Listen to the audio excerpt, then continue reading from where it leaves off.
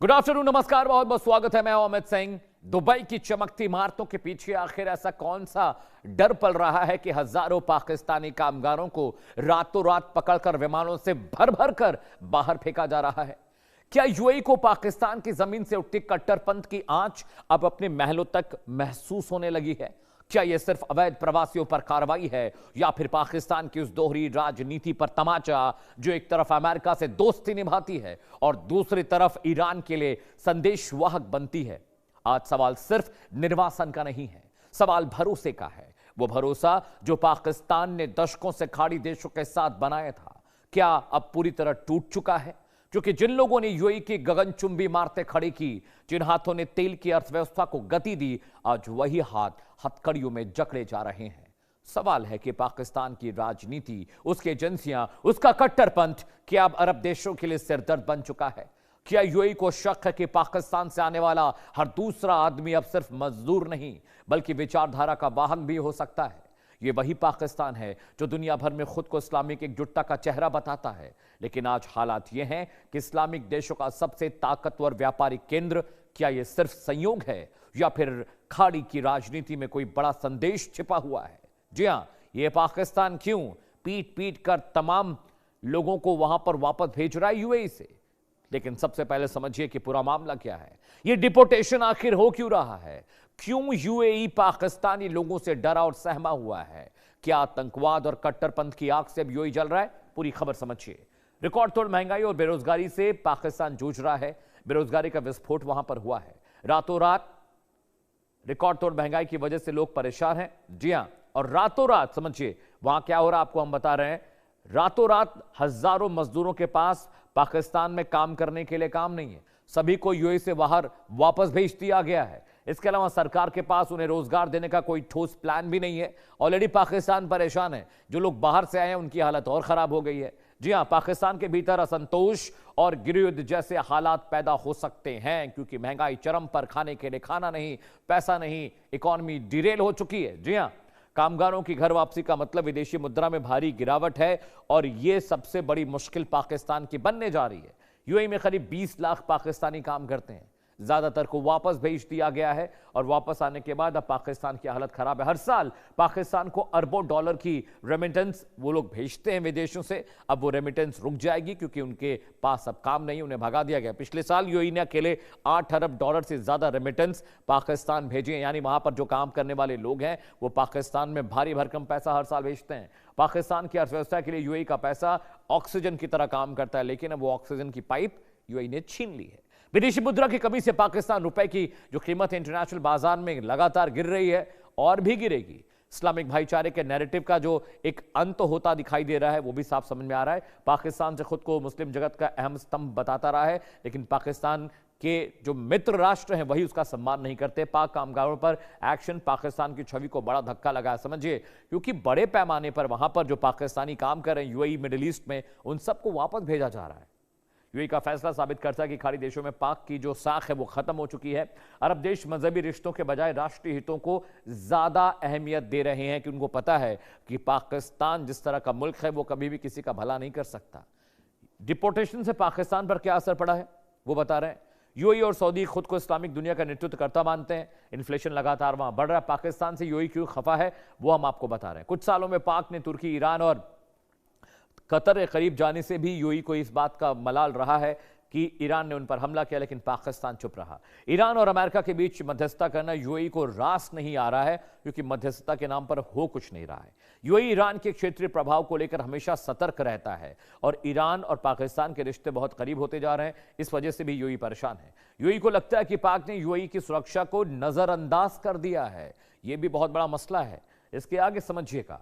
एक दशक में यूएई भारत के रिश्ते रणनीतिक साझेदारी में बदले जरूर हैं, लेकिन अब इसका खामियाजा पाकिस्तान को उठाना पड़ रहा है क्योंकि पाकिस्तान ईरान को लेकर थोड़ा सॉफ्ट हो गया है। यूएई अब कश्मीर जैसे कई मुद्दों पर पाकिस्तान का समर्थन नहीं करता, वो भारत की बात करता है, भारत के पक्ष की बात करता है। इसके अलावा भारत के साथ यूएई के जो रिश्ते लगातार बेहतर हो रहे हैं, उससे भी पाकिस्तान को अब दिक्कतें हो रही हैं। भारत के साथ व्यापारिक हितों के कारण यूएई ने पाकिस्तान से दूरी बना ली है। हमारे डिप्लोमेटिक टाई अप ज्यादा बेहतर हो रहे हैं, यूएई के साथ पाकिस्तान से दूरियां बढ़ती जा रही हैं। पाकिस्तान की अर्थव्यवस्था पूरी तरह से खाड़ी देशों के कर्ज पर टिकी हुई है। जो मिडिल ईस्ट से मिल गया उससे काम चल गया। अमेरिका जैसे मुल्क भी फंड कर रहे हैं, चाइना और रशिया तो हैं ही। जी हां, यूएई पाक को मुफ्त खैरात देने के बजाय निवेश के अवसर मांग रहा है। वो कह रहा है भाई पैसा फ्री में नहीं मिलना है, अब उधार नहीं देंगे, इन्वेस्टमेंट करना है इन्वेस्टमेंट करिए, हमारे साथ बिजनेस करना है बिजनेस करिए, अब पैसे उधार दे देकर काम नहीं चलने वाला है। जी हां, पाकिस्तान से क्यों खफा है आपको हमने बता दिया, आपको सारी वजहें भी बता दी क्यों पाकिस्तान के साथ यूएई की हालत अब ठीक नहीं है। आगे बढ़ते हैं दर्शकों, ये तमाम जो पॉइंट्स से मैंने आपको बता दिए हैं। यूएई ने इजराइल के साथ अपने रिश्ते नॉर्मल कर लिए। यूएई चाहता था कि पाकिस्तान के इजराइल के साथ रिश्ते सामान्य करे। इजराइल अब्राहम समझौता, अब्राहम अकॉर्ड है, वो बहुत मुश्किल पैदा करने जा रहा है। पाकिस्तान का धार्मिक संगठनों के दबाव के कारण इजराइल पर रुख बहुत सख्त हो गया है। और आपको पता है आयरन बीम अभी इजराइल ने यूएई में भेजा था ताकि ईरानी हमलों से उसे बचाया जा सके। इजराइल पर यूएई और पाक का वैचारिक मतभेद दूरी की बड़ी वजह है, क्योंकि इजराइल को पाकिस्तान बिल्कुल पसंद नहीं करता, जबकि यूएई और इजराइल एक अच्छे मित्र राष्ट्र हैं। यूएई ने पाकिस्तानी नागरिकों के लिए वीजा नियम बहुत सख्त कर दिए हैं। जी हां, ये भी बहुत बड़ी मुश्किल वजह बनी है। पाकिस्तानी अपनी घरेलू राजनीति को लेकर यूएई में प्रदर्शन करते हैं। वजह नंबर 5 आपको बता रहा हूं, सुरक्षा और पाकिस्तानी नागरिकों का आचरण क्यों मुश्किलें पैदा कर रहा है। पाकिस्तानियों के प्रदर्शन को यूएई अपनी सुरक्षा के लिए खतरा मानता है। उसे लगता है कि आतंकवाद और कट्टरपंथी जो लोग हैं वो यूएई में दाखिल हो जाएंगे और उनका नुकसान करेंगे, जैसे कि वो ईरान से डरता था। जी हां, यूएई की जेल में बंद विदेशियों में पाकिस्तानियों की संख्या बहुत ज्यादा है। डिपोटेशन से पहले भी बहुत सारे पाकिस्तानी बंद किए गए वहां पर। टूरिस्ट वीजा पर जाकर भीख मांगने वाले पाकिस्तानियों से यूएई सरकार अब खफा हो गई है। यानी पहले टूरिस्ट वीजा लेते हैं, फिर सड़कों पर जाकर कटोरा लेकर भीख मांगते हैं। ये तो पाकिस्तान की प्रवृत्ति है, इसके लिए नाराज नहीं होना चाहिए यूएई को, मुझे लगता है। एक खास पैनल दर्शकों मेरे साथ जुड़ रहे हैं। ग्रुप कैप्टन डॉक्टर एम जॉगस्टिन साहब मेरे साथ जुड़ रहे हैं। डॉक्टर अंशु जोशी विदेशी मामलों की जानकार हैं, वो भी जुड़ रही हैं। और पाकिस्तान से भी खास गेस्ट हैं, पाकिस्तानी मामलों के जानकार हैं, वो भी कुछ ही वक्त में हमारे साथ जुड़ रहे हैं। प्लीज सर, कौन कौन हमारे साथ है? चलिए, सबसे पहले मैं ग्रुप कैप्टन डॉक्टर एम जॉगस्टिन के पास जाता हूं। सर, अभी जो स्थिति वहां पर है वो स्थितियां बताती हैं कि यूएई बहुत चूजी हो गया है। उसको पता है कि सिर्फ इसलिए पाकिस्तान से दोस्ती नहीं करनी क्योंकि वो एक इस्लामिक राष्ट्र है, हमारा करीबी है, और अपने आप को वो जो पूरा खित्ता है इस्लामिक राष्ट्र वाला पाकिस्तान, उनको लीड करने जैसा ये एक इमेज रहती है पाकिस्तान की कि भाई जितने भी मुस्लिम वर्ल्ड कंट्रीज हैं हम उनको लीड कर रहे हैं। लेकिन मसला ये है कि पाकिस्तानी जो डिटेल आई है कि पाकिस्तानी वहां पर टूरिस्ट वीजा ले आकर भीख मांग रहे हैं। यूएई ने 20 लाख से ज्यादा लोगों का वीजा वहां पर कैंसिल कर दिया, बोला अपने राष्ट्र वापस जाओ। ये कह रहा है कि भाई अब पैसा वापस, हम आपको कर्ज उधार नहीं देंगे, आप हमारे साथ बिजनेस करिए, बायलैटरल टाइज करिए, अग्रीमेंट करिए, तब हम आपके साथ खड़े होंगे।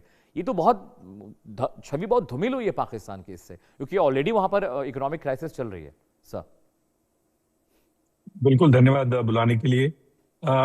देखिए, जब एक इस्लामिक कंट्री जो है वो ट्रस्ट लूज कर जाता है, देखिए इन दोनों को जो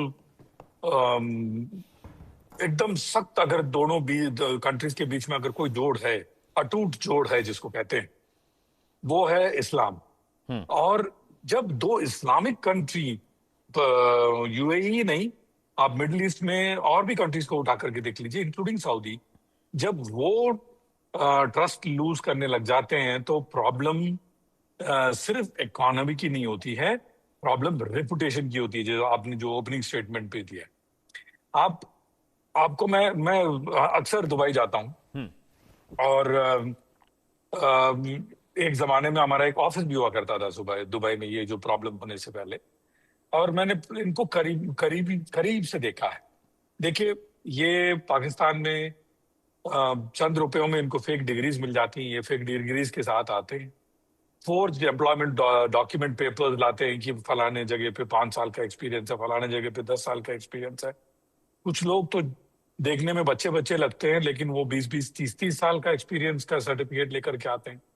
जैसे आपने ठीक बताया, एक ऑर्गेनाइज्ड बेगिंग रैकेट है इनका। देखिए, इस्लाम में दान करना जो है वो एक तरह से अनिवार्य है, टाइट कहते हैं उसको। 100 में 10 रुपए आपको दान करना होता है, ऐसा किताब में लिखा है। तो कुछ लोग कोशिश करते इसको हैं कि जकात 10 रुपये कहते हैं, ना सही, जकात जकात हाँ, कहते हैं कैप्टन ज़कात सर। या हाँ। हाँ ताइथ जो भी कहते हैं इंग्लिश में, तो ताइथ उनको देना होता है। तो ये ऑर्गेनाइज्ड बेगिंग रैकेट जो हैं वो उस पे काम करती है। एक और चीज जो बहुत कम लोग इस पे चर्चा करते हैं, और मैंने मेन स्ट्रीम मीडिया या सोशल मीडिया में भी बहुत कम इसका जिक्र देखा है, वो है ये आप करामा में चले जाइए या कहीं जो जो मेट्रो से एक मेट्रो बस स्टैंड भी है, वहां पे चले जाइए। ये जो हैं चलते चलते विजिटिंग कार्ड्स गिराते हुए जाते हैं, और विजिटिंग कार्ड्स में एक ये अजीबोगरीब का तरह तरह का रैकेट भी चलाते हैं, जिसके बारे में यहाँ जिक्र नहीं कर सकता। सोशल मीडिया का टोटल मिसयूज किया गया जब ये वॉर हुआ था। आप जानते ही होंगे, वॉर के दौरान यूएई ने बहुत लोगों को, अधिकांश पाकिस्तानियों को उन्होंने बाहर निकाल करके फेंका। आधे से ज्यादा लोग तो पाकिस्तानी जो हैं यूएई जेल में बंद हैं, हजारों के तादाद में। और काफी ज्यादा डिपोर्ट भी हो रहे हैं। मैं सुना 15,000 के आसपास डिपोर्टेशन चल रहा है। 51,000 पाकिस्तानी जो पासपोर्ट हैं, पासपोर्ट होल्डर्स जो हैं, एयरपोर्ट से ऑफलोड कर दिए गए हैं, हवाई जहाज से उतरे हैं, लेकिन कंट्री के अंदर इनको डिपोर्टीज कहते हैं इनको, ये डिपोर्टीज को वापस कर दिया गया। 24,000 से ज्यादा सऊदी जो है पाकिस्तानियों को डिपोर्ट कर दिए। दुबई दुबई से ही, सिर्फ दुबई और अबू धाबी, आप जानते हैं थोड़ा सा यूएई जो है एक तरह से दो अलग अलग कंट्री जैसा है। यूएई के रूल्स और तौर तरीके अलग हैं, अबू धाबी के अलग हैं।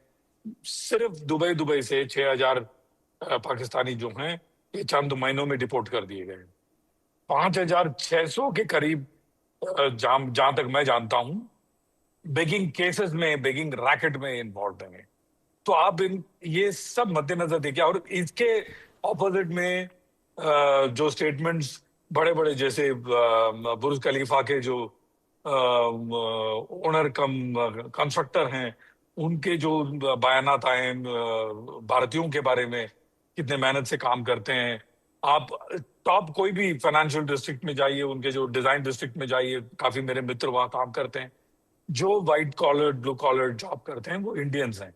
और इंडियंस जो हैं काम पे जो करते हुए निष्ठा दिखाते हैं, कितने भी बजे उनके एम्प्लॉयज फोन करें तो वो फोन उठाते हैं। तो ये सब के बीच आप देखते हैं तो आपके पास एक ही सब कॉन्टिनेंट के जी 47 के पहले एक ही कंट्री के दो तरह के लोग हैं, और दोनों का व्यवहार काम के प्रति, उनके एम्प्लॉयर्स के प्रति अलग हैं, और उनके कर्तव्य निष्ठा अलग है। तो आपको एक कंपैरिजन मिल जाता है। Similar looking people providing different result. ये भी एक वजह हो सकता है कि आपको पाकिस्तानियों को तराजू में तोला गया यूएई में, और देखा गया कि ये भारतीय के खिलाफ, ऑल राइट सर। अगर आप एक दूसरे के खिलाफ देखते हैं तो इनका पलड़ा बिल्कुल ही हल्का, हमारा पलड़ा भारी है। वो भी एक रीजन हो सकता है कि इनको डिपोर्ट कर दें। आप ओवर टू यू। ठीक है, ठीक है अंशु मैम, मैं आपके पास आ रहा हूँ, उसके बाद मैं पाकिस्तान से जो मेरे गेस्ट जुड़े हुए हैं जी लता साहब, उनके पास मैं जाऊंगा। मैम ये दिक्कत इस बात की भी है कि पाकिस्तान में ऑलरेडी बहुत सारा इकोनॉमिक क्राइसिस चल रहा है, उनका बिल्कुल। फॉरेन रिजर्व बिल्कुल खत्म हो चुका है। यूएई ऑलरेडी उनको एक बार, इससे पहले भी यूएई से जो इनका पैसा रिन्यू होता था लोन था। इनके, वो भी, उसके लिए भी उन्होंने ब्लॉकेज कर दिया कि नहीं, हमें हमारा पैसा वापस चाहिए। अमेरिका ईरान इसराइल की जंग को लेकर ये जो मीडिएशन पाकिस्तान कोशिश कर रहा है, इसके पीछे की मंशा दुनिया जानता है कि पाकिस्तान ऐसा क्यों कर रहा है, बिल्कुल। लेकिन हर तरह से रास्ते अब बंद हो गए हैं। अब देखिए यूएई जो बहुत करीबी इनका मित्र राष्ट्र था, मित्र 15-20 था, हजार बिल्कुल। लोगों को वापस भेज चुका है, और वो बहुत सख्त है। वहां के जो एमई है उनका आप बयान पढ़ें तो वो बहुत सख्त है इस बात से कि पाकिस्तान के लोग यहाँ पर आते हैं और यहाँ पर जो वो कर रहे हैं वो उनकी छवि खराब कर रहा है राष्ट्र की। बिल्कुल बिल्कुल। तो अमित, ये हमको समझने की आवश्यकता है कि पाकिस्तान का व्यवहार, पाकिस्तान की फिर उससे जो छवि बनी है वो, और पाकिस्तान का जो पश्चिम एशिया में जियोपॉलिटिकल इंटरवेंशन है जो बहुत ही नकारात्मक रहा है अभी तक, ये प्रमुख कारण है जिसकी वजह से यूएई जैसा देश, जिसके साथ कभी पाकिस्तान के ऐसे रिश्ते थे कि जो यूएई के 5 पहले एयर चीफ रहे उसके एयर फोर्स के, वो पाकिस्तान से थे। इस प्रकार के सांस्कृतिक और रिलीजियस बहुत अच्छे आपस में संबंध रहे, लेकिन आज की तारीख में आप देखिए 15 से 20 हजार पाकिस्तानी यूएई ने डिपोर्ट कर दिए हैं। उसके ऑफिशियल रीजंस दिए हैं कि ये लोग वहां झूठ बोलते हैं, फेक सर्टिफिकेट्स लेकर के आते हैं, वहां पर तरह तरह के अपराध करते हैं। और इसके पीछे के जब हम कारणों को देखते हैं तो हमको समझ में आता है कि जिस तरह से पिछले कुछ समय में पाकिस्तान ने ईरान को अपनी जो साझा बॉर्डर है उसके जरिए चीन की सहायता पहुंचाई है, जिस तरह से लगातार ये बाकी के खाड़ी देशों पर ईरान हमले करता रहा। सऊदी के साथ तो वो एक हिस्टोरिक डिफेंस पैक्ट करके बैठा था पाकिस्तान, पर पाकिस्तान ने कुछ नहीं कहा। यूएई के साथ जिस प्रकार से पाकिस्तान का व्यवहार बदला, तो उसको देखते हुए अब ये चेंजेस आए, जिसमें कि यूएई ने पहले क्या किया, 3.5 बिलियन यूएसडी जो पाकिस्तान को दे रखे थे वो वापस मांगे, सऊदी से बेल आउट करवाया ये पूरा पैसा जो पाकिस्तान को वापस करना था, और पाकिस्तान ने ये जैसे तैसे रकम चुकाई। इसके अलावा अब जो ये देखिए 18 से 20 लाख पाकिस्तानी हैं जो यूएई में रहते हैं, और एक बड़ा रेमिटेंस लगभग 8 बिलियन यूएसडी का रेमिटेंस जो है इन पाकिस्तानियों से पाकिस्तान को मिलता है, जो उसकी अर्थव्यवस्था के लिए बहुत महत्वपूर्ण है।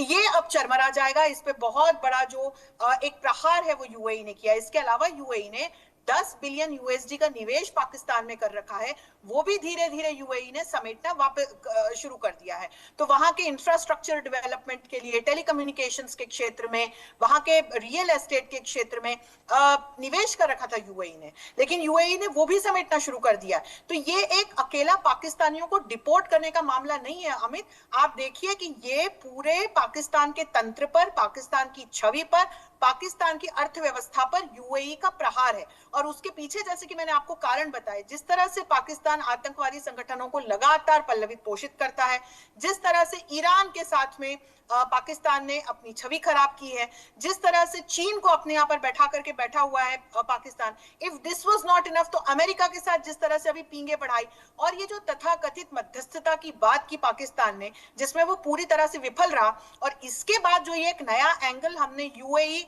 और सऊदी के हवाले से खुलते हुए देखा, जिसके चलते भी इजराइल ने अपना आयरन डोम भी यूएई को प्रोवाइड किया है, ये एक हिस्टोरिक डेवलपमेंट है। और इन सब में पाकिस्तान की कहीं ना कहीं हमें भूमिका दिखाई पड़ती है।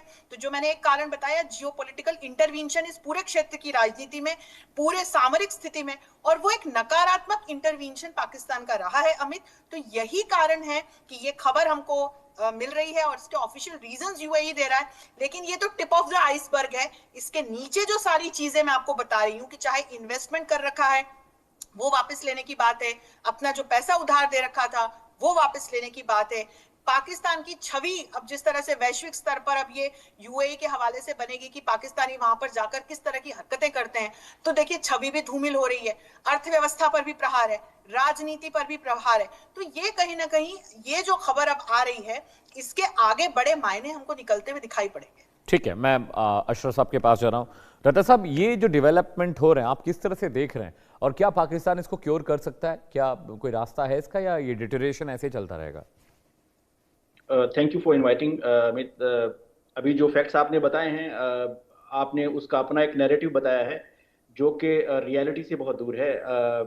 इंडिया के मेरे ख्याल में पिछले कुछ अरसे में 25,000 लोग जो हैं अब तक वहाँ से डिपोर्ट हो चुके हैं, लेकिन आपने वो रिपोर्ट करना पसंद नहीं किया, आपने पाकिस्तानियों का डिपोर्ट होना पसंद किया।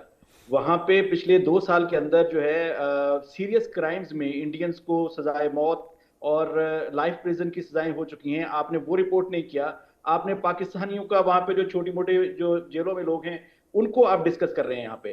तो मेरा ख्याल है कि आपका नेशनल मीडिया जो है उसकी नेशनल ड्यूटी ये है कि वो आपकी सरकार को जो वो वहाँ पे कर रहे हैं, जो आपके नेशनल्स जो हैं वो वहाँ पे कर रहे हैं, वो हाईलाइट करें, और जो आपकी ड्यूटी है वो आप पूरी करें, ना कि आप पाकिस्तानियों का जो वहां से डिपोर्ट होना है। आप जो अभी 15,000 पाकिस्तानी आप प्लीज एक मिनट खामोश रहिएगा। आप अपनी बारी में बोले हैं, मैंने आपकी बारी में नहीं बोले, मैं आपकी बारी में नहीं बोला हूँ, प्लीज खामोश रहिए। अब जो दूसरी अभी आप प्लीज खामोश रहिए, अपनी बारी में बोलिएगा, दोबारा बोलिएगा, मैं आपको कोई नहीं रोकूंगा, नहीं आपकी मैं पूरी बात सुनूंगा। लेकिन आप जो फैक्ट्स जो जिस तरह से आप उसको मिसलीड करते हैं, जिस तरह से आपको उसको तोड़ मरोड़ करके पेश करते हैं, अशरफ साहब, अब यूएई ने जो निकाला है वो डेटा तो यूएई का है।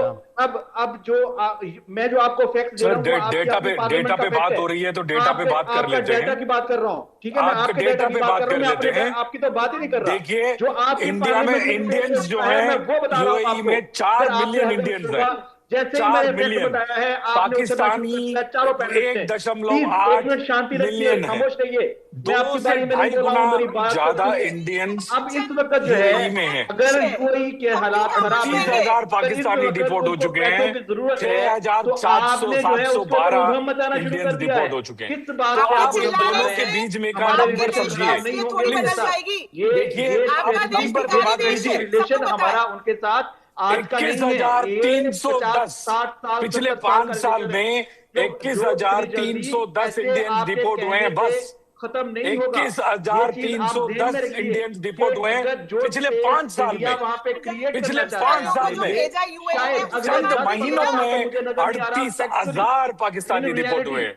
नंबर्स पे बात कीजिए, मैं ये नहीं कह रहा हूं कि इंडियंस डिपोर्ट नहीं हुए। 21,310 कहां, 68,000 कहां, 21,310 पिछले 5 साल में, जबकि हम 2.5 गुना ज्यादा इंडियंस, नंबर तो तस्लीम किया, 2.5 गुना ज्यादा है।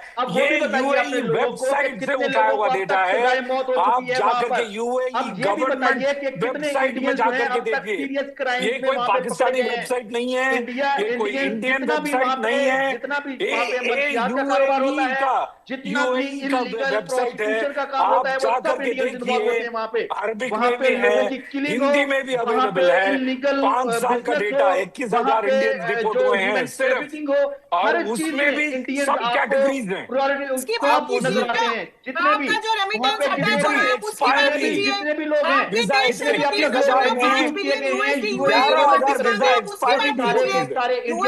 आप मुझे एक पाकिस्तानी दिखाइए किया हो पिछले 50 सालों के अंदर। मैं आपको बताता हूँ नामों के साथ, आपके इंडियंस वहां पे एजुकेशन किए गए, मदरसा एजुकेशन है ना, इसकी वजह से ये हो रहा है। आप गलत लोगों के पास फंस जाते हैं। रत्ता साहब,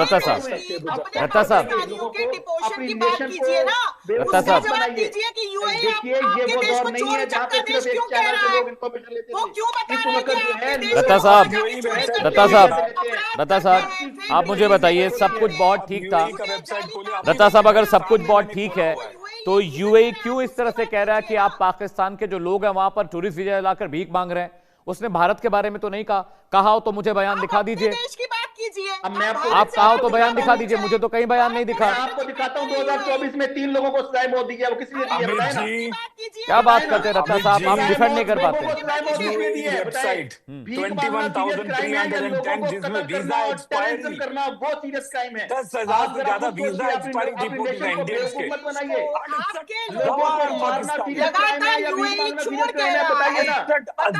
पाकिस्तानी डिपोर्ट पहुंचते हैं, ये इंडियंस हैं जो एब्सोल्यूट नंबर में देखिए, कभी पाकिस्तानी ज्यादा है, परसेंटेज में देखिए तो और भी ज्यादा है। उसके लोग वहां से पकड़े गए हैं पिछले साल। चलिए ठीक है, कैप्टन साहब, अशरफ साहब, आपका बहुत बहुत शुक्रिया। Anshu ma'am, thank you so much for joining on the show. वक्त ब्रेक का, लेकिन उससे पहले बड़ी खबरें आ रही हैं, उसका रुख करते हैं। बड़ी खबर पश्चिम बंगाल से। जी हाँ, पश्चिम बंगाल की बीजेपी